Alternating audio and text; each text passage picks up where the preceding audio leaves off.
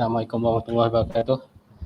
Okey, selamat datang pada ucapkan pelajar baru KMKPH sesi 2021-2022. Okey, untuk maklumat semua, sekarang ni kita dalam interaksi ke-6 berkaitan dengan peperiksaan, di mana saya sebagai pegawai peperiksaan di Kolej Multikultural Kejuruteraan Pahang ni akan bersama anda dalam masa 1 jam.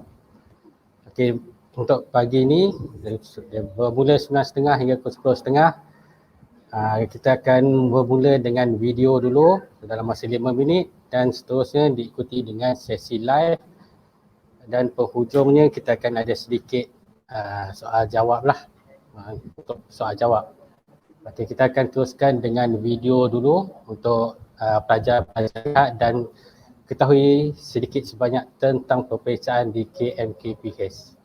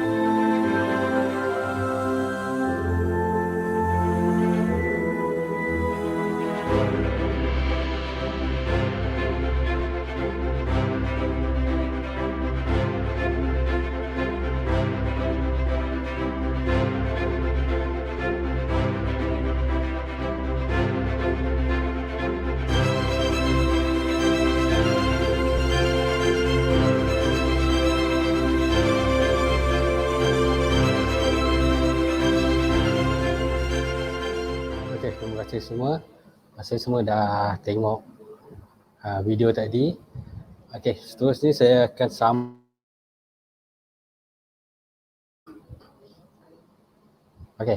akan sambung dengan perincian tentang video tersebut.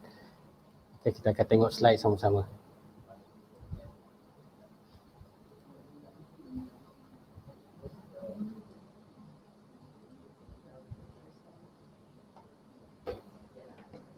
Okey.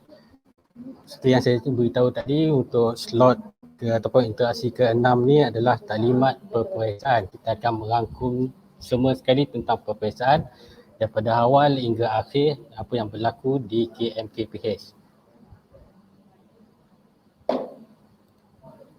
Pertama kita akan tengok apa itu PEO.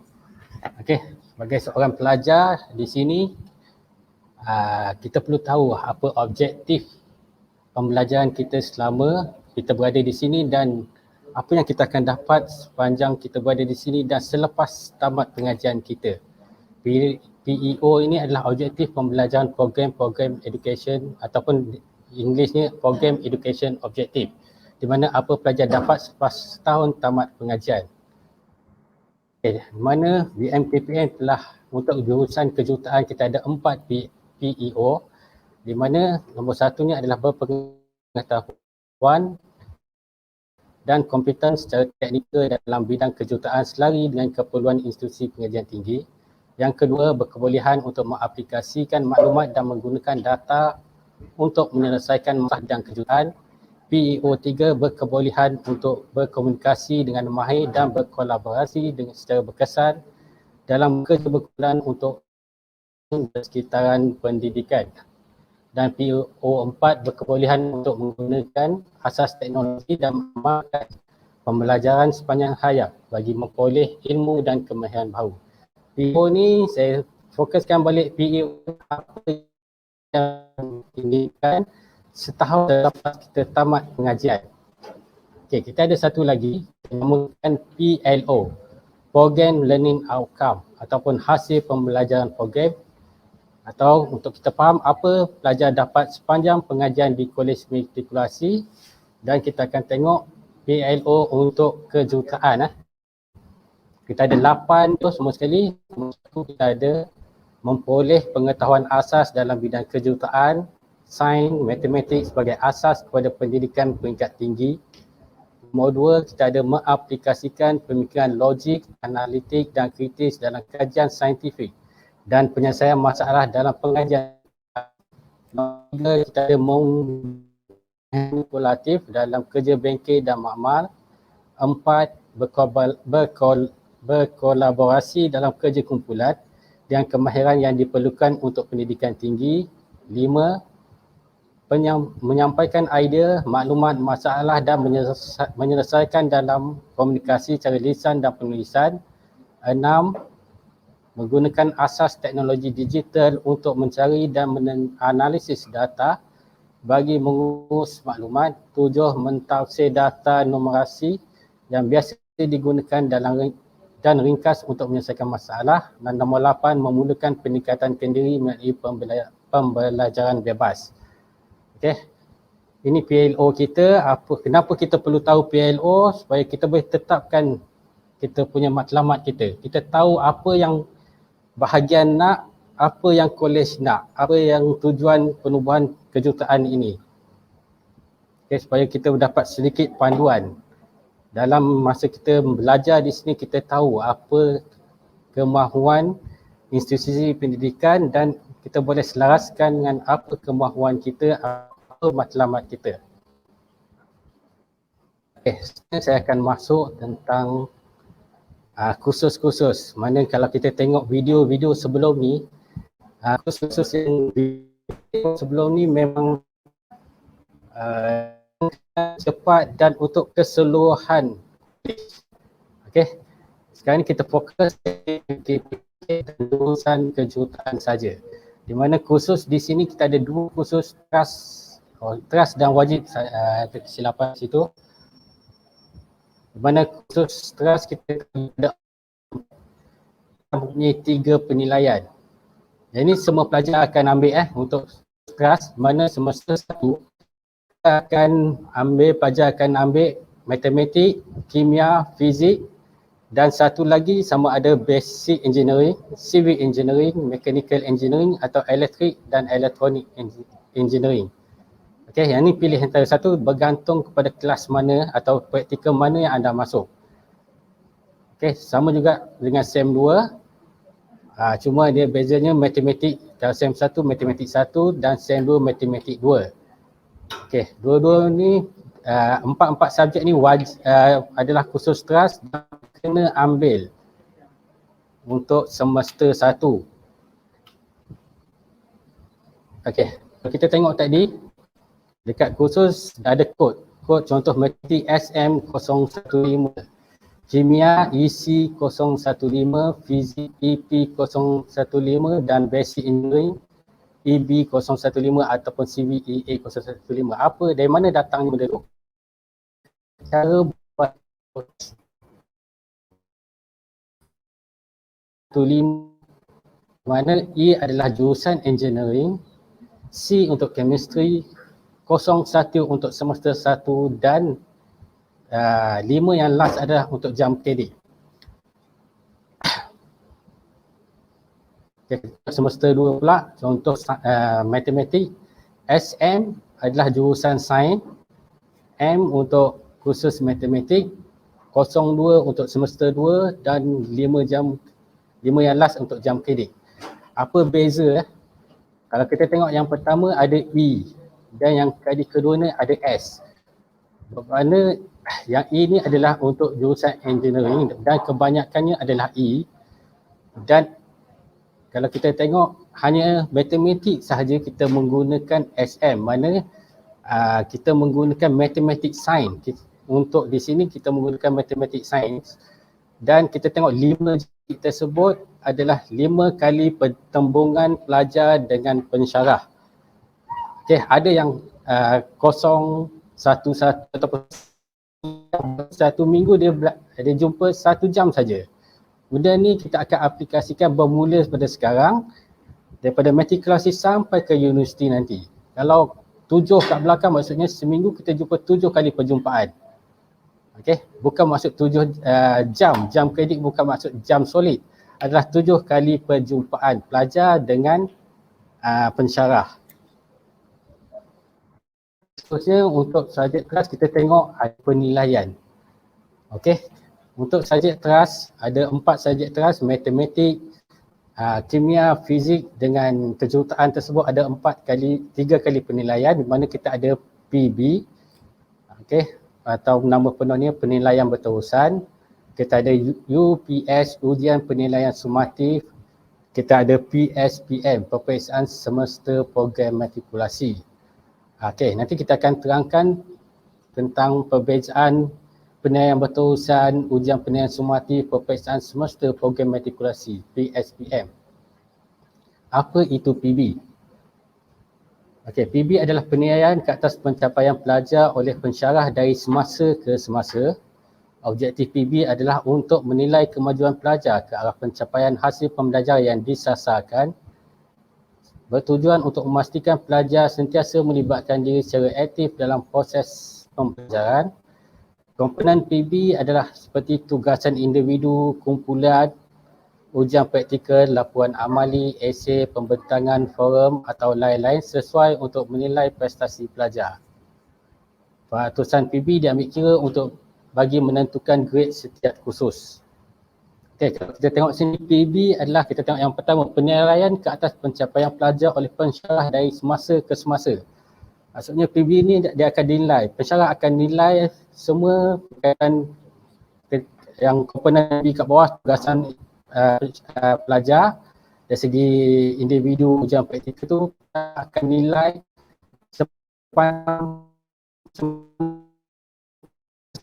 pada hari pertama esok pelajar akan masuk, semua kerja-kerja yang pensyarah bagi akan dinilai. Okey, dari semasa ke semasa. Okey, seterusnya UPS. Penilaian ke atas pencapaian pelajar oleh pensyarah secara menyeluruh pada akhir satu peringkat pembelajaran dilaksanakan 3 kali bagi setiap semester, maka di penghujung setiap semester peratusan UPS diambil kira bagi menentukan grade setiap kursus. Hampir sama, tapi kalau kita tengok PB dengan UPS, kalau UPS ni kalau kita baca yang atas, kita akan tengok penilaian ke atas pencapaian pelajar oleh pensyarah secara menyeluruh pada setiap satu peringkat pembelajaran. Apa maksudnya pada satu peringkat pembelajaran? Maksudnya kalau kita dah habis, kita ada 7 bab, 2 bab mungkin pensyarah akan buat UPS 1. Dia akan nilai bab 1, bab 2. Okey, seterusnya untuk UPS 2 kita akan nilai dan UPS 3 kita akan nilai itu maksud dia. Maksudnya setiap di akhir kalau kita masa penilaian tersebut bab 5 kita tak habis lagi, maksudnya dia tak akan nilai bab 5. Dia akan nilai bab yang sudah tamat. Okey, dan pensyarah sini pun akan maklumkan bab mana dia akan nilai. Tak perlu risau yang tu. Okey, contoh UPS 1 kita akan nilai bab 1, bab 2, bab 3. Pensyarah akan maklum. Dan pelajar akan bersedialah dengan bab 1, bab 2, bab 3 tersebut. Dan yang seterusnya adalah PSPM. Dan di mana ia melibatkan semua kursus teras. Okey, saya ingatkan melibatkan semua kursus teras. Di mana kursus teras tersebut saya ingatkan kembali ada matematik, fizik, kimia dan kejuruteraan. Dilakukan di setiap penghujung semester. Okey, penyediaan kertas soalan oleh BMKPM, pemeriksaan pun oleh BMKPM dan pemakan dan dikendalikan sepenuhnya oleh BMKPM. Peratusan PSPM diambil kira bagi menentukan grade setiap kursus. Dan untuk makluman semua, bagi semester 1, semester ni kita akan laksanakan PSPM secara dalam talian. Seterusnya kita tengok format penilaian yang kita terang tadi. Tadi kita terang maksud dia apa itu PB, UPS dan PSPM. Sekarang ni kita tengok perincian pula, di mana kalau kita tengok format penilaian matematik, UPS kita dah 20%, di mana soalan subjektif, PB 40%, di mana untuk matematik dia ada tugasan individu dan tugasan kumpulan, dan PSPM 40%. Mana soalan struktur selama 2 jam. Daripada sini pun kita boleh tengok sebenarnya di mana BMKPM cuba untuk memudahkan pelajar, untuk membantu pelajar, di mana sebelum mengikuti peperiksaan akhir, sebenarnya kalau kita tengok UPS dah 20%, PB 40%, kita dah mengumpul 60%. Mana 40% saja kita akan menjawab di dalam periksa 40 di peperiksaan akhir PSPM. Mana sebenarnya untuk pelajar berjaya di sini sebenarnya tidak mustahil. UPS 20%, 10%. Kalau PB ni, macam saya cakap, penilaian berasaskan pencapaian pelajar yang mana dinilai sepenuhnya oleh pensyarah. Senang saja, dinilai oleh pensyarah. Maksudnya kalau in-depth sikit kita tengok, kita ikut saja apa yang pensyarah nak, kita buat je apa yang pensyarah nak dan pensyarah akan bagi markah. Dan keistimewaan PB ni bila dia dinamakan penilaian berterusan, kita boleh buat banyak kali. Katakanlah kalau kita buat kali pertama pensyarah tidak bagi markah tinggi lah, ataupun pensyarah meminta kita buat semula, kita buat balik kita punya PB ni. Sehingga pensyarah kita berpuas hati dan memenuhi apa yang dia nak. Okey, kita ada berapa kali untuk pelajar cuba untuk buat PB ni.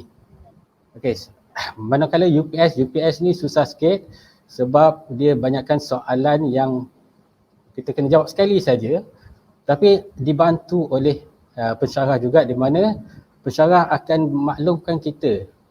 Dia bukan semua sekali, dia mungkin 2 bab atau 3 bab saja yang kita akan kena jawab soalan. Okey, pensyarah akan maklum kita bab mana yang kita kena jawab dan kita fokus pada minggu UPS tu, kita fokus saja benda tu, bab-bab yang akan masuk dan kita jawab.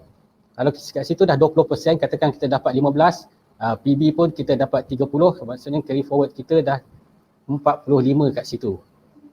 Okey, kalau dapat markah penuh, lagi bagus. Dan kebanyakanlah di unit peperiksaan apa yang berlaku kat sini kita, saya perhatikan beberapa tahun, kebanyakan pensyarah kita akan cuba membantu pelajar untuk mendapatkan markah penuh UPS dan PB.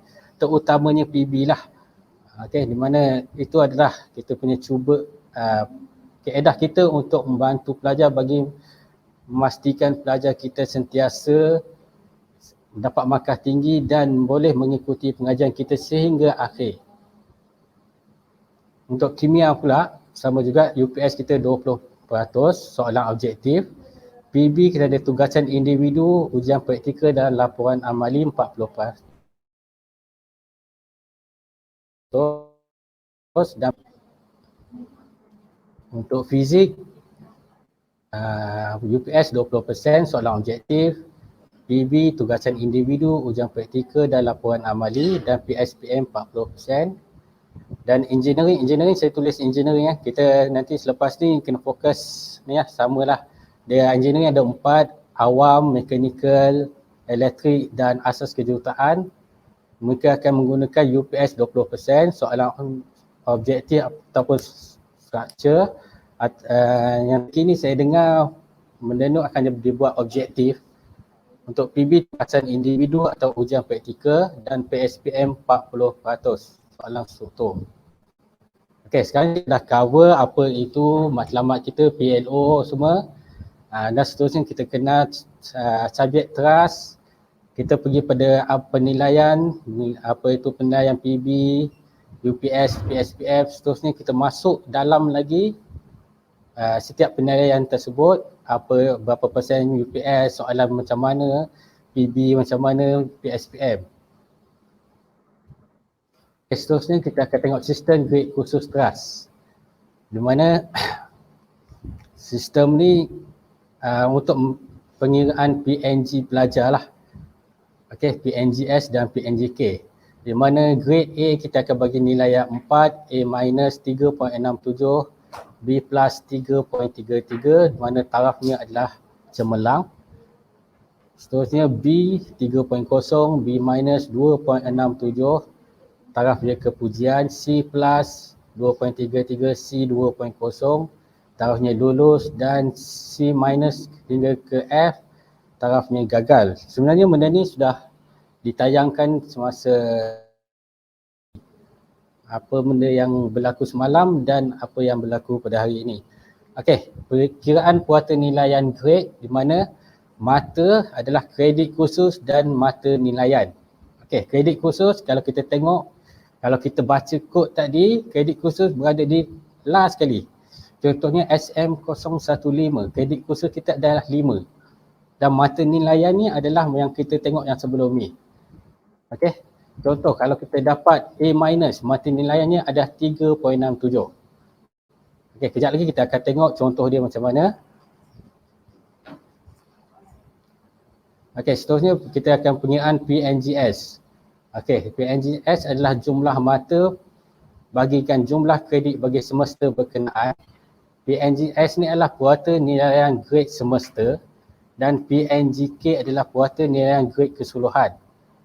Okey, jumlah masa keseluruhan atau bahagi dengan jumlah kredit keseluruhan. Apa beza PNGS dan PNGK? PNGS untuk semester. Okey, ada PNGKK untuk keseluruhan semester. Contohnya kalau pelajar kat sini ada 2 semester, dia akan kira untuk 2 semester. Okey, kita akan break sekejap untuk sesi soalan, jawab soalan. Kita tanya pasal MUAT. Adakah pihak metrik akan menguruskan semuanya pasal MUAT daripada Amirul Haziq? Okey, terima kasih soalan tersebut. Soal benda ni kita akan cover masa di last nanti. Kita akan sampai slot tersebut, saya akan jawab nantilah waktu MUAT nanti. Saya harap Haziq boleh tunggu sampai slide saya last. Saya akan jawab tentang MUAT tersebut. Kita ambil dalam take 5 sekejap. Okey, semua pelajar.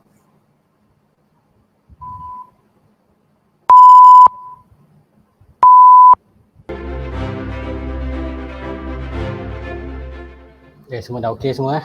Ambil rehat sekejap. Okey, saya sambung balik. Sebelum saya sambung slide saya akan tengok soalan daripada Farhan. kredit khusus tadi cakap ikut bilangan kita berjumpa dengan pensyarah kan. Bermaksud waktu perjumpaan itu atas pilihan sendirilah kan. Okey. Bukan maksud dia macam tu. Okey, saya baca yang tu lah. Bukan maksud dia atau bukan atas pilihan kita sendiri. Sebenarnya kita dah tetapkan jadual perjumpaan pelajar dengan pensyarah.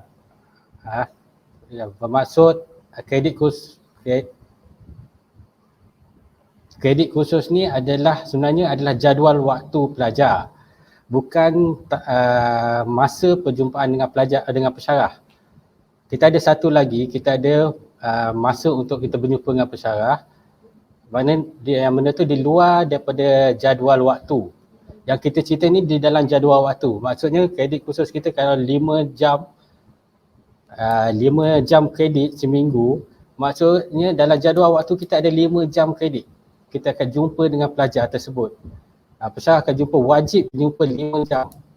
Dan benda tu adalah ditentukan dalam jadual, bukannya atas pilihan pelajar. Okey, tapi kalau pelajar nak jumpa dengan pensyarah di waktu lain, itu tak ada masalah.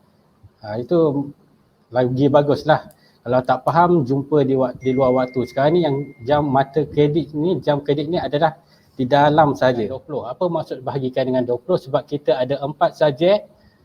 Okey. Dan setiap subjek kita ada jam kredit dia 5. 5 campur 5 campur 5 campur 5 kita akan dapat 20. Di mana kalau kita bahagikan 63.30 tersebut dibahagikan dengan 20, kita akan dapat 3.17. Itu PNGS kita semester 1 ni lah. Okey, dan status dia kita akan dapat meneruskan pengajian. Okey, pelajar yang sama untuk semester 2. Okey, semester 2 pula, kenapa nak tahu, macam mana nak tahu semester 2? Kita tengok SM025. Di situ kita ada 02, maksud semester 2. Okey, matematik dia, dia dapat A-, kimia B, fizik C, kejutaan dia dapat B+. Mana kalau kita campurkan semua sekali dia dapat 60. Okey, 60 bagi 20 untuk semester 2 dia dapat 3.0. Kita tengok tadi semester 1 dapat 3.17, semester 2 dia dapat 3.0. Okey, untuk PNGK dia keseluruhan apa yang saya cakap tadi, semester 1 campur semester 2, di mana 63.30 ni kita ambil daripada yang semester 1, jumlah keseluruhan mata kredit campur dengan jumlah keseluruhan mata kredit untuk semester 2 dan bahagikan dengan 40. Mana 40 ni jumlah keseluruhan unit kredit semester 1 dan semester 2 kita akan dapat 3.08. Mana untuk kita sedia maklum untuk kejutaan hanya 2 semester saja dan statusnya lulus dan tamat pengajian matrikulasi. Okey, kita tengok pula contoh 3. Ini lain pula Kita tengok ini kalau kita tengok EE, maknanya budak elektrik. Contoh je. Okey, kita tengok SEM 1, matematik D+, kimia C minus untuk fizik dan elektrik dapat D+. Mata keseluruhannya adalah 38.35. Okey, untuk semester 1 38.35 ni bahagi dengan 20 kita dapat 1.92. Okey, bila mendapat 1.92 statusnya adalah gagal tapi dia mampu lagi meneruskan pengajian dengan amaran. Okey. Bila dia dah dapat 1.92 di SEM 1, kita tengok pula dia di SEM 2. Okey, bila SEM 2 matematik dia dapat C, kimia dia dapat C+, fizik B- dan elektrik dia dapat C, di mana dia mengumpul sebanyak 55 mata dan dibahagikan dengan 20, bermakna semester 2 ni dia dapat 2.75. Okey, semester 1 tadi dia tak lepas, semester 2 ni dia lepas 2.75 dan untuk keseluruhan dia sebelum dia kita kata grade lah, dia matrikulasi daripada SEM 1 campur SEM 2 dia akan dapat 2.33 dan statusnya lulus dan tamat pengajian.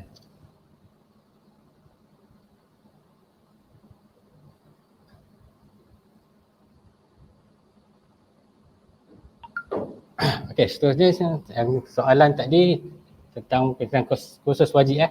Saya akan terang pula pasal kursus wajib tadi. Yang sebelum ni kursus teras. Okey, kursus wajib ada 5 subjek. Perlu diambil sekali saja sepanjang sesi pengajian kecuali bahasa Inggeris. Ada satu penilaian saja iaitu penilaian berterusan PB. Dan satu lagi tambahan, kita ada muat lah. Kita akan terang satu persatu. Kita ini. Mana kursus wajib, maka saya cerita tadi, English ada 2. Okay, dan slide saya tulis tadi perlu diambil sekali saja sepanjang sesi pengajian kecuali English. Kalau kita tengok situ, English ada WE013 dan WE023. SEM 1 kita ambil, SEM 2 pun kita ambil. Dan untuk subjek wajib yang lain, pendidikan Islam, moral, pengajian amal-itikasi dan kurikulum. Apa maksudnya kalau kita ambil, bermaksud kita kena ambil sekali saja, maksudnya kalau SEM 1 kita dah ambil agama Islam, SEM 2 kita tak perlu ambil dah.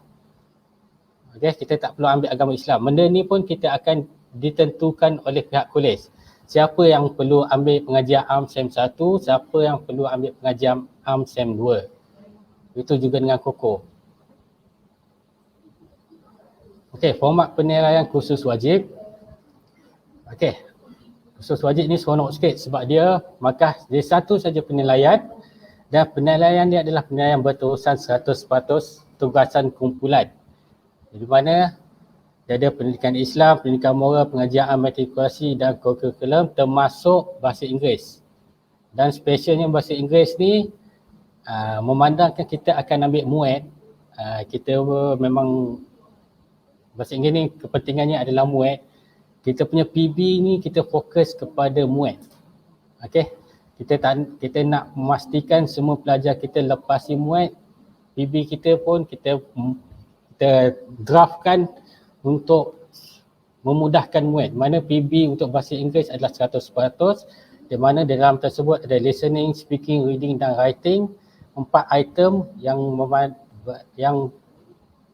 4 ni adalah keperluan untuk muat. Okey, ni sistem grade kursus wajib. Kursus wajib ni tak ada macam tadi, ada A-, ada mata kredit, tak ada. Okey, untuk sistem grade kursus wajib ni dia ada A, B, C, D, F sahaja. Okey, kalau kita tengok pun mudah. Dan sebenarnya kursus wajib ni memang seronok dan membantu pelajar lah. Okey, yang ni pencapaian akademik pelajar. Di mana semester 1 kalau kita tengok tadi, kalau contoh pengiraan saya buat tadi, ada semester 1, semester 2, mana ada contoh 1 dan 2, dua-dua pelajar lulus, dan contoh 2 tadi, pelajar SEM 1 gagal dan SEM 2 dia lulus. Okey, ini bacaan dia. Maknanya kalau pelajar dapat lebih pada 2 untuk semester 1 lulus dan meneruskan pengajian ke semester 2, bawah, kalau pelajar dapat bawah dan daripada 2 dan hingga 1.5, status dia gagal tapi dibenarkan meneruskan pengajian ke semester 2. Tapi kalau pelajar dapat 1.50 gagal dan diberhentikan.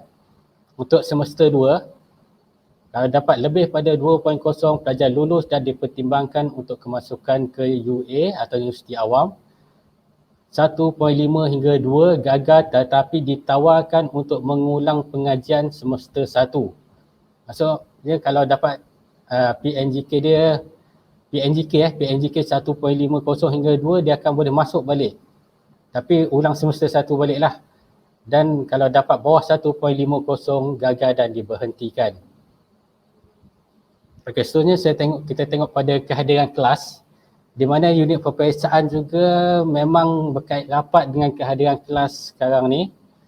Memang di mana ada term dia, ada peruntukan atas 174 kaedah 48 di mana dia berbunyi pelajar yang kehadirannya kurang 90% dalam mana-mana kursus tanpa sebab yang munasabah dan tanpa kebenaran pengarah kolej tidak dibenarkan menduduki peperiksaan bagi kursus berkenaan. Ya, maksud kursus berkenaan. Okey, pengarah boleh mempunyai kuasa untuk mengambil tindakan tata tertib berdasarkan pada peruntukan atas 174 kaedah 48. mana pelajar yang dihalang daripada menduduki peperiksaan bagi semua kursus yang telah didaftar bagi sesuatu semesta akan ditamatkan pengajian dan tidak akan diterima masuk semula ke program matrikulasi KPM. Okey, beza yang atas dengan yang bawah. Yang bawah ni kalau dia tak dihalang terus. Okey, masa dia tak boleh, dia 4 subjek teras tu dia langsung tak boleh menjawab peperiksaan. Dia halang terus, maksudnya memang akan ditamatkan pengajian lah. Kalau yang di atas tu, kalau 90%, kalau subjek contoh kimia dia tidak mencapai 90%, dia akan dihalang untuk memasuki peperiksaan kimia lah. Tapi itu pun dengan pengarah punya ni lah.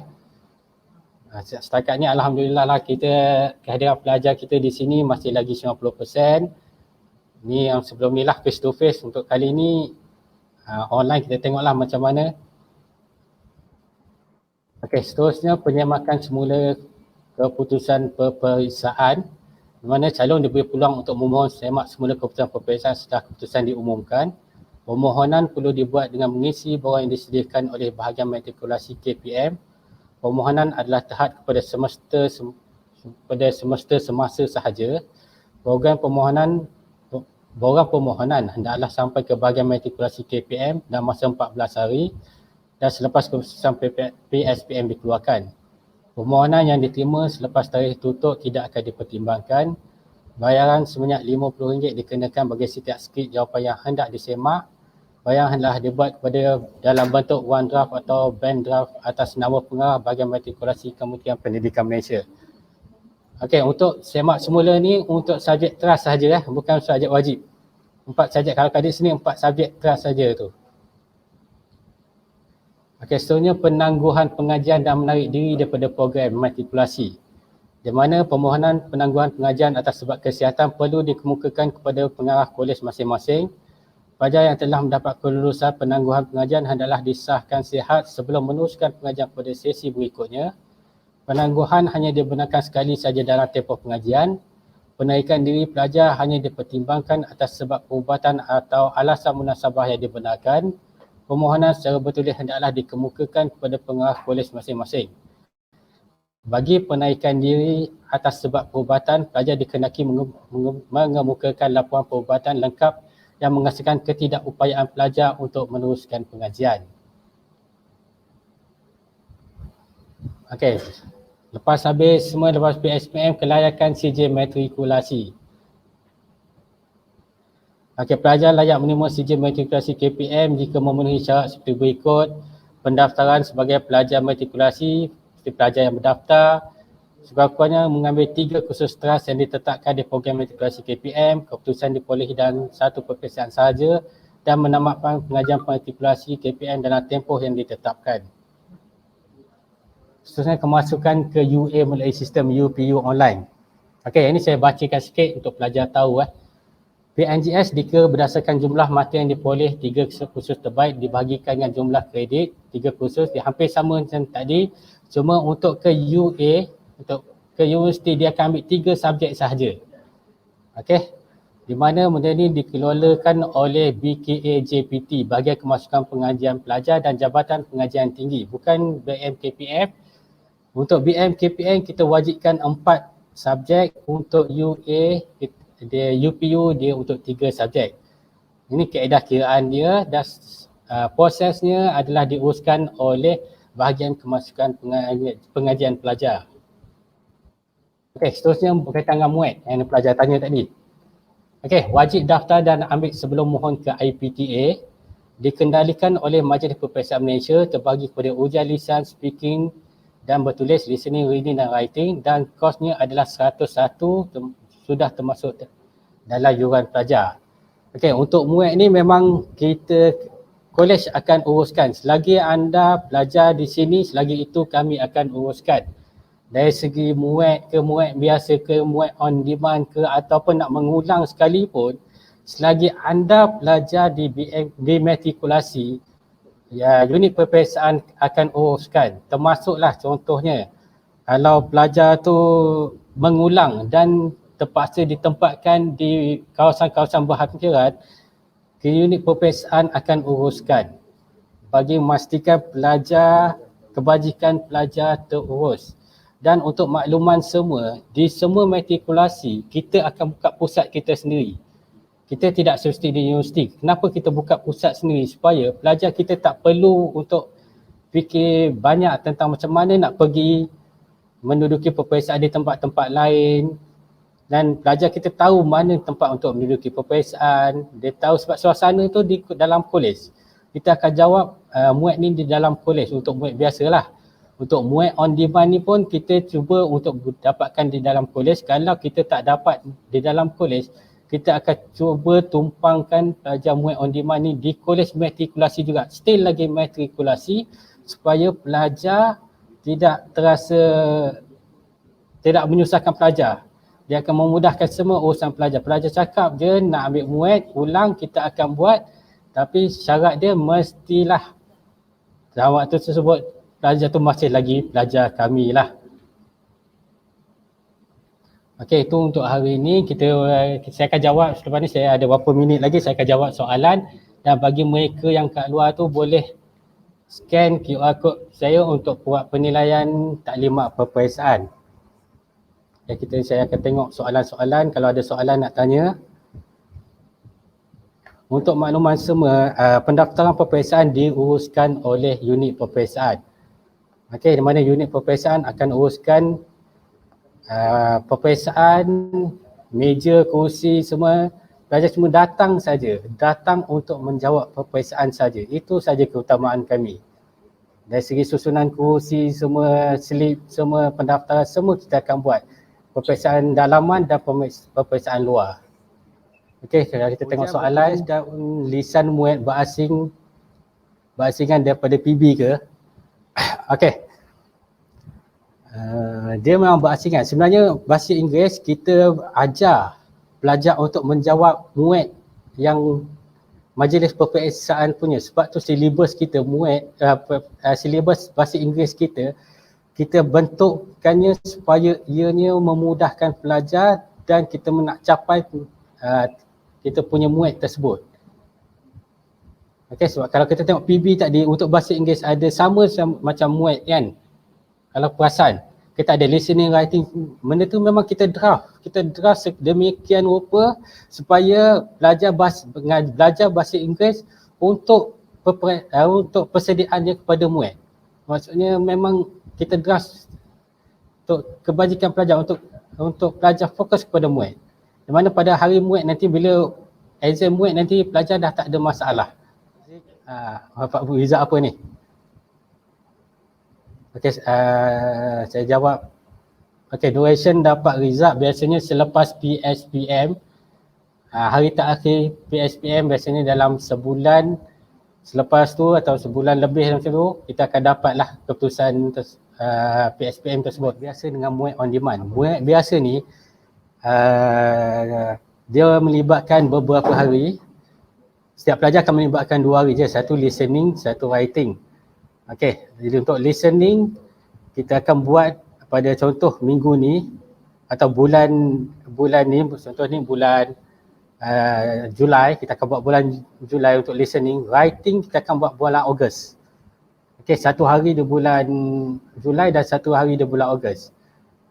Okey, untuk muat on demand, bila on demand, satu lagi kos untuk biasa RM101 dan untuk on demand RM150. Okey, kenapa harga dia jadi sebanyak tersebut RM150? Sebab untuk on demand dia combine untuk 1 hari saja. Pagi dia akan jadi empat item yang kena jawab tu, dia akan siapkan dalam masa 1 hari saja. Pagi kita akan buat writing. Okey, writing, speaking semua. Lepas tu petang pun kita akan buat lagi dalam masa 1 hari. Dan untuk muat on demand sebenarnya dia ada 2 kaedah. Satu bertulis dan satu lagi kita akan boleh buat menggunakan komputer. Maksudnya jawab exam tu menggunakan terus komputer. Dan benda tu kalau buat on demand, bila menjawab komputer ni hanya dibuka kepada mereka, bukan dia buka untuk semua orang, tapi tempat menjawabnya adalah di majlis peperiksaan sahaja. Kalau muat on demand di tempat lain, semua akan menjawab secara bertulis. Dan peruntukan dia 1 hari MUET biasa dia ada 2 bulan selepas tersebut, lepas exam barulah dapat result. MUET on demand dalam masa 2 minggu kita akan dapat result lah dengan CJ-nya tersebut. MUET tu masa SEM 1 atau SEM 2. Okey. Buat masa ni untuk sebelum ni MUET ni adalah SEM 1. Dan kalau ikut sekarang ni pun MUET masih lagi SEM 1 untuk sesi pelajar sekarang ni SEM 1. Tetapi memandangkan pelajar berada di rumah. Kalau ikut betul, kalau tak silap saya, MUET ni kita akan jawab dalam bulan 11 atau bulan 12. Tapi memandangkan pelajar berada di rumah, sekarang ni kita masih lagi berurusan dengan majlis peperiksaan untuk MUET ni, untuk kita tunda lah kita punya MUET ni untuk semester 2. Benda ni masih lagi dalam perbincangan antara BMKPM dengan MPM. Dan saya rasa sebabkan pelajar di rumah, ini saya punya pandangan saya lah, dan pelajar tiada di kolej, kita mungkin akan daftar awal pelajar, tetapi saya rasa tarikh dia pun untuk semester 2, maknanya semasa pelajar balik kembali ke kolej, barulah kita buat MUET tersebut. Kita tak perlu risau sebab bilangan MUET di matrikulasi ni ramai. Okey, dan kita buka pusat, itulah keuntungan kita. Bila kita buka pusat sendiri dan kita ada kekangan dari segi ni, kita boleh berbincang dengan Majlis Peperiksaan Malaysia. Okey, itulah hubungan baik BMKPM dengan Majlis Peperiksaan Malaysia yang selama ni terbentuk. Kita akan bincanglah benda tersebut. Tapi benda ni masih lagi dalam bentuk perbincangan antara BMKPM dengan MPM. Islam dengan moral. Okey. Ada exam tak? Exam tu tak ada sebab dia ada PB. Okey, dia penilaian agama Islam dengan moral ni dia ada PB. Apa maksud PB yang kita terangkan tadi? Sama ada dia boleh buat secara berkumpulan dan mungkin dia boleh buat forum saja, ataupun dia boleh buat kertas kerja, ataupun dia boleh buat apa-apa sajalah, buku sketch ke apa-apa, bergantung kepada penilaian pensyarah tersebut dan bergantung kepada keadaan semasa. Kalau pensyarah agama Islam cakap buat forum, maksud penilaian tersebut forum saja. You kena cari 4-5 orang buat forum dan pensyarah akan nilai, itu saja. Dia tak ada peperiksaan normal lah macam biasa. Dan sistem pemakahan untuk 2 subjek ni sama tak dengan subjek transfer lain? Okey, untuk sistem pemakahan, sebab dia adalah subjektif, untuk subjek wajib, benda ni adalah subjektif. Okey, kita ada sistem pemakahan sendiri. Dan macam saya terangkan tadi, tak perlu risau sebab pemakahan subjek wajib ni biasanya dia taklah seberat subjek teras. Sebab dia subjektif dan dia adalah PB more kepada pensyarah. Okey, kalau boleh ambil peluang, dekatkan dengan pensyarah tersebut, buat baik dengan pensyarah tersebut. Mana tahu dia boleh bantu kita sebab 100% pensyarah yang nilai untuk PB ni. Okey, sekian, terima kasih. Itu saja daripada saya.